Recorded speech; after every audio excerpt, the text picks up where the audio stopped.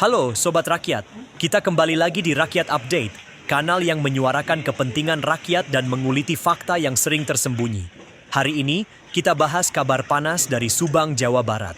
Dua pejabat desa resmi ditahan oleh Kejaksaan Negeri Subang karena diduga melakukan korupsi dalam pengelolaan Pasar Kalijati Timur.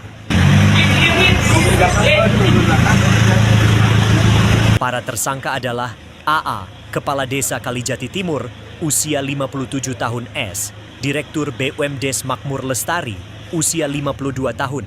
Keduanya ditahan setelah penyidik Kejari Subang menemukan bukti kuat bahwa ada kerugian negara sebesar 1,5 miliar dari pengelolaan pasar desa.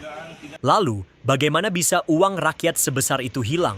Menurut Kejari, modus korupsi yang dilakukan cukup sederhana, tapi sangat merugikan. Uang retribusi dari pedagang dan parkir pasar yang seharusnya disetorkan ke kas desa justru masuk ke kantong pribadi kedua tersangka. Ini berlangsung sejak tahun 2022 hingga 2024. Bayangkan, selama lebih dari 2 tahun, pendapatan desa yang seharusnya digunakan untuk membangun infrastruktur, membantu warga, dan memperbaiki fasilitas pasar, malah raib untuk kepentingan pribadi. Kepala Kejaksaan Negeri Subang, Bambang Winarno, menyatakan bahwa ini bukan sekadar kesalahan administratif, tapi murni tindakan korupsi. Uang hasil pengelolaan Pasar Kalijati Timur digunakan untuk memperkaya diri dan tidak disetorkan ke kas daerah atau masuk ke pendapatan asli desa, ujar Bambang. Saat ini, penyidikan masih berlangsung.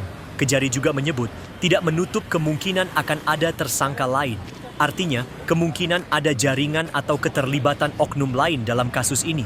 Sobat Rakyat, ini bukan hanya kasus 2 orang. Ini potret rusaknya sistem tata kelola keuangan di tingkat desa. Bayangkan jika korupsi semacam ini terjadi di banyak desa. Indonesia memiliki lebih dari 74.000 desa. Bila hanya sebagian kecil dari kepala desa menyalahgunakan dana publik, kita bisa bayangkan betapa besar total kerugian negara. Dan lebih dari itu, siapa yang paling dirugikan?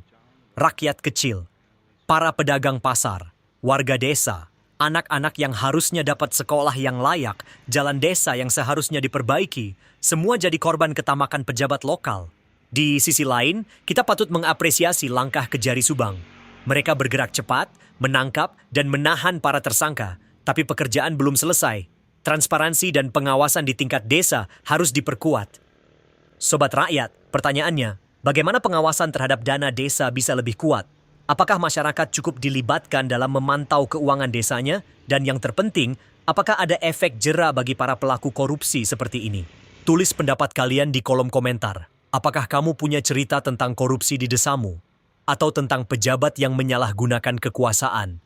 Jangan lupa untuk like, share, dan subscribe kanal Rakyat Update. Karena hanya dengan rakyat yang kritis, kita bisa menjaga agar uang rakyat benar-benar kembali untuk kesejahteraan rakyat.